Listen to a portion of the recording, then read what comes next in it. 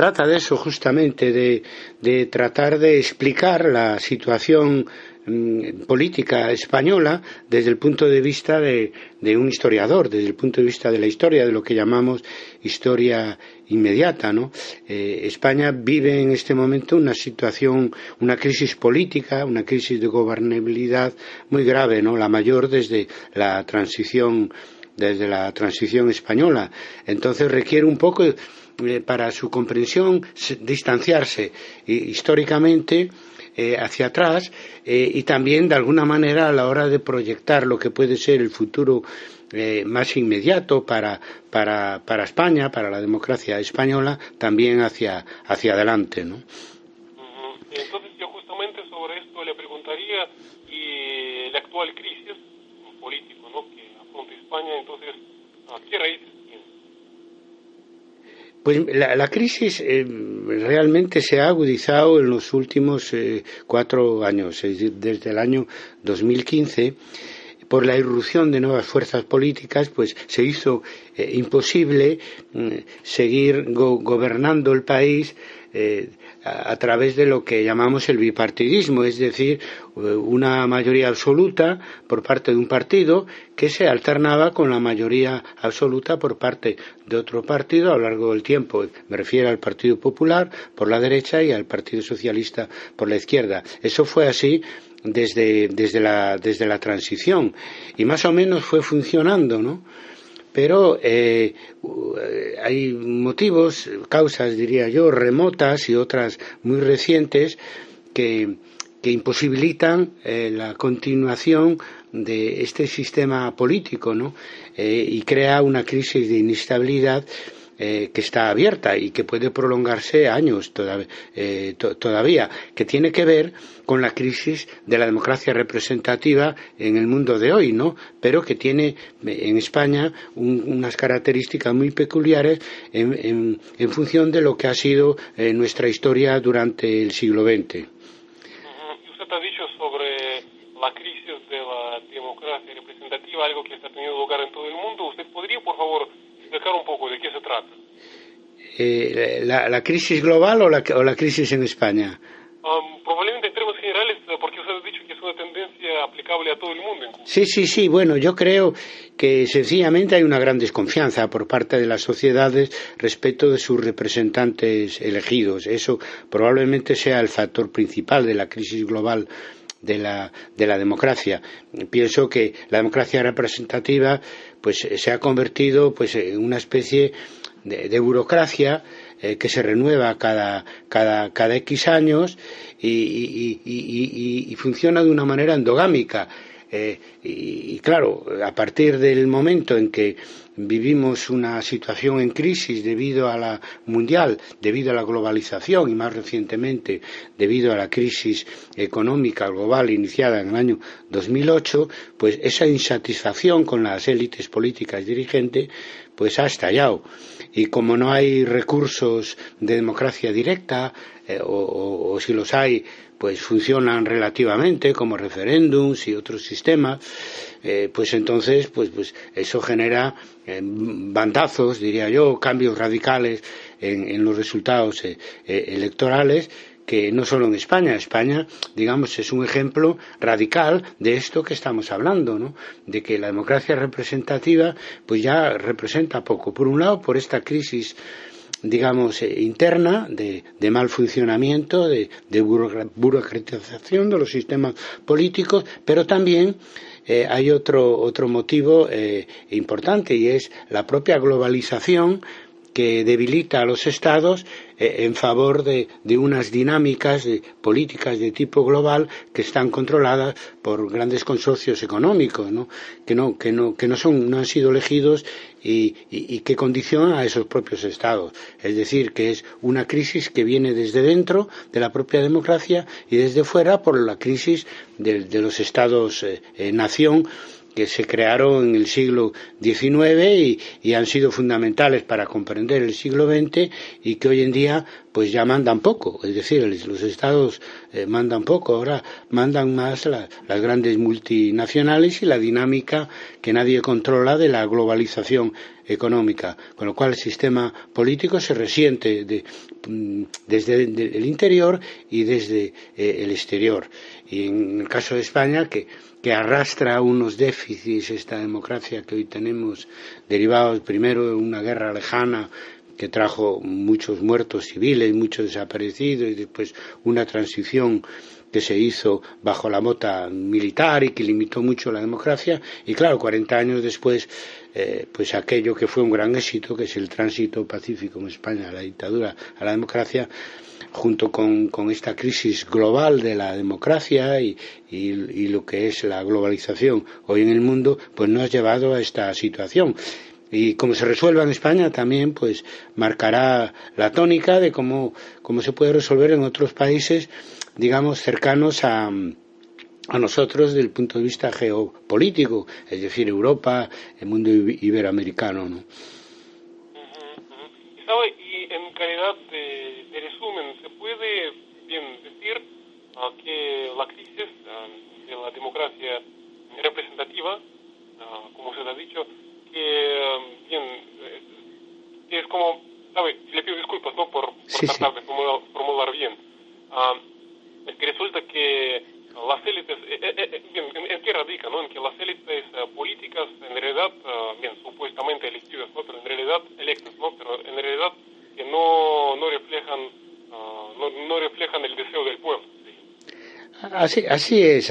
Es decir, aquí de una manera probablemente cruda, y el movimiento de los indignados, el 15M, que sigue jugando un papel a través del partido Podemos muy importante en España, y tiene también en buena medida la clave para la solución de la crisis política actual, pues cuando estalló en el año 2011, le llamaban casta a lo que en términos, en fin, extraños, porque la palabra está mal utilizada, se llama la clase política, pero refleja una realidad. Y mira, en España se han dejado de hacer encuestas sobre qué piensan los españoles sobre las instituciones. Es que ya no las hacen, porque el resultado era tremendo. Se salvaban muy pocas instituciones del sistema democrático, del desprestigio social. Bien es cierto que el movimiento de los indignados y en el conjunto de la sociedad española consiguió, por ejemplo, ir resolviendo el problema gravísimo de la corrupción de los dos grandes partidos, ¿no?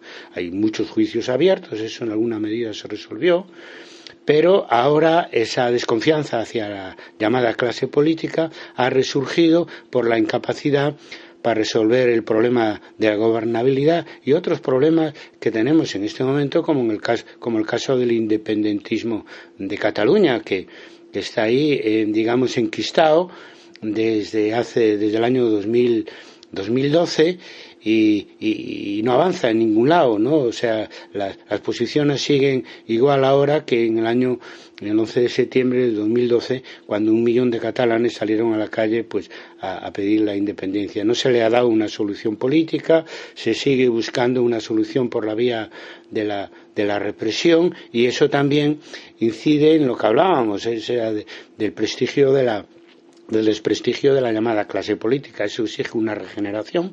En cuanto al tema de grandes corrupciones, se está consiguiendo en alguna medida. También ha habido una renovación generacional de los dirigentes políticos, pero queda muchísimo por hacer, y sobre todo queda en España mucho por hacer en cuanto a democracia directa. Aquí, cuando en el año 1986 el Partido Socialista y la derecha estuvieron a punto de perder el referéndum para la entrada de España en la OTAN, no ha vuelto a haber ningún referéndum más en España. Es un país raro, porque en toda Europa hay hábitos de democracia directa, y entonces aquí hay un miedo tremendo a los resultados del referéndum. Fíjate lo que ha pasado pues con el Brexit, por ejemplo, etcétera. Pero bueno, es que es así, que si no funciona el sistema actual de intermediación política a través de de los parlamentos y de los gobiernos que eligen los parlamentos, pues muchas veces hay que hacer una consulta popular, porque lo peor es vivir de espaldas de la sociedad a la que representas, y eso en España está muy verde todavía, verde del todo, o sea, no hay referéndums para nada. No solamente en el caso de cómo quieren vivir los catalanes, ¿no?, sino en ningún otro caso se hacen referéndum. Es una democracia en ese sentido muy limitada, con un número muy elevado de aforamientos, cientos de cualquier funcionario está aforado, no puede, no todos, pero una parte importante, no pueden ser juzgados por un tribunal común, sino que tienen que ser por tribunales superiores de cada comunidad autónoma o por el Tribunal Supremo. En fin, unas limitaciones grandes que vienen de las condiciones en las que se dio nuestra transición a la democracia, y que representan un poco lo que está pasando en el mundo. La democracia hay que reinventarla, ¿no?, tanto en su parte representativa como en su parte de democracia directa, y eso depende mucho de que en las elecciones pues salgan unos bloques de progreso que se planteen como un objetivo principal resolver los problemas de la democracia. Y no hablo solo de España, tú fíjate en América Latina, el Fondo Monetario Internacional pues acaba de imponer unas medidas económicas en Argentina y ahora en Ecuador después, etcétera, y que generaron unos levantamientos sociales de una enorme envergadura que llevarán seguramente a cambios de gobierno. No podemos, o sea, la voluntad popular no es respetada en ningún sentido, bien por instituciones globales, como en el caso del Fondo Monetario Internacional, bien por los propios representantes elegidos, que pronto, si resulta que los resultados les son adversos, descalifican a la propia democracia, ¿no?, o no aceptan la alternancia entre un gobierno y otro, como está pasando en América Latina y de una manera muy notoria en Venezuela, ¿no? Es decir, la democracia es la solución, es el problema, pero también es la solución, sino que otra cosa se puede hacer, volver a las guerras civiles, volver a las guerras mundiales, traer a Europa y al centro de Occidente la guerra. Si el sistema político no soluciona los problemas, y no hablo de grandes problemas que surgen y resurgen con mucha fuerza, como el tema del problema del cambio climático y de la ecología y otra. Yo en otra ponencia mía, en otro congreso también para San Petersburgo, planteaba que la necesidad, que no soy el único, de que exista un gobierno mundial elegido democráticamente, ¿no? Pero también volvemos a lo mismo, es decir, la solución de la globalización es la democratización. Es más democracia, no menos democracia, y la solución para la crisis de la democracia es más democracia, no menos democracia. Entendido. Señor Barroso, y sabe, como yo creo que sería la última pregunta debido al formato del programa, usted ha mencionado el tema de Cataluña, y sabe, yo lo único que quisiera preguntarle, porque ahora mismo hay muchos análisis con respecto a cuáles deberían ser los pasos para paliar esa situación, para resolver esa situación. Por ejemplo, aquí en Moscú recientemente hubo una mesa redonda de diputados expertos rusos, incluso ellos dijeron que, si hay alguna solución, pero en cualquier caso es muy fácil encontrar una solución a esta situación. Nos dicen que lo primero que hay que hacer es paliar, es tranquilizar la situación. Bien, a su juicio, para solucionar esta situación, ¿cuáles deberían ser los pasos? Mira, la solución está planteada públicamente, aunque es minoritaria, y es eso, dialogar y negociar un nuevo estatus de Cataluña dentro del Estado español. Pero eso es muy difícil, ¿no? Porque el origen de este movimiento independentista tan potente, ¿no?, que en algún momento ha llegado a alcanzar a la mitad de la población, aunque ahora en el último 11 de septiembre pues se redujo a la mitad, digamos, el número de manifestantes. En vez de 1 millón tuvimos medio millón de manifestantes. Pero igualmente el independentismo suele ganar las elecciones, los diferentes grupos independentistas que se convocan en Cataluña, porque es muy difícil.